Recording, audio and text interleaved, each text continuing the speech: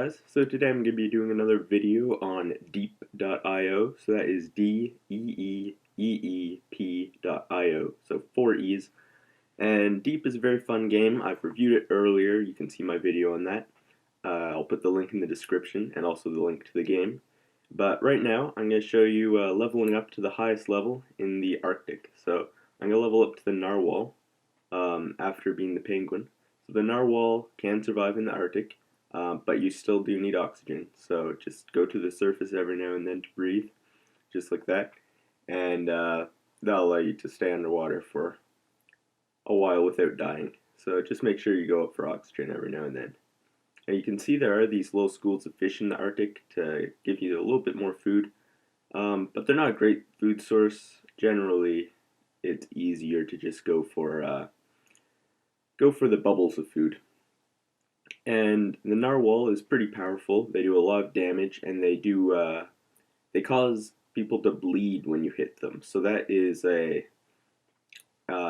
damages them over time a little bit, and it also causes sharks to be attracted to them. So that's what happens when their health bar goes dark red like that. And a few other animals have the same mechanic. We're actually going to see another one of those animals now, the marlin. So the marlin is not actually a cold water animal, so you will have to leave the Arctic and head back into the normal waters. But he can last a little while in the cold. But as you can see now, I'm starting to take some damage, so I'm going to have to move out of the Arctic as fast as possible, and the best way to do that is by jumping through the air. And apparently, by jumping through the air,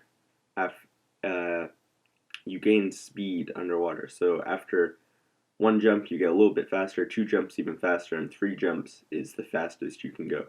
Now, I didn't actually notice a big difference, but maybe it's there. Hard to say.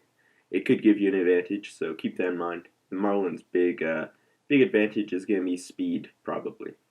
And also, they can do a fair bit of damage with their swordfish face. I'm not sure what you would call that. Their sword, I guess. But as you can see, he has the bleed mechanic too, so that does a decent amount of damage. The one downside of the marlin is he's very fragile. So, while he can dish out a lot of damage, he can't take a lot of damage. So if he gets in a fight with another fully leveled up animal, he may be in trouble if they hit first. So let's see if we can find one of those more powerful animals, see how he goes, and then they'll conclude the video. There's 2 whales, and that did not end well.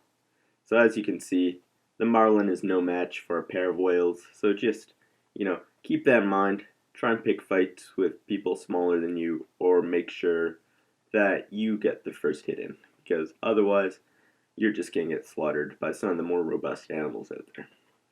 The advantage is speed and being able to hit first, so maximize those advantages and avoid being caught in situations where you're just in a stalemate with someone. Alright, so that is deep.io. Give the game a try, check out my earlier video if you haven't already, and I will see you in the next video.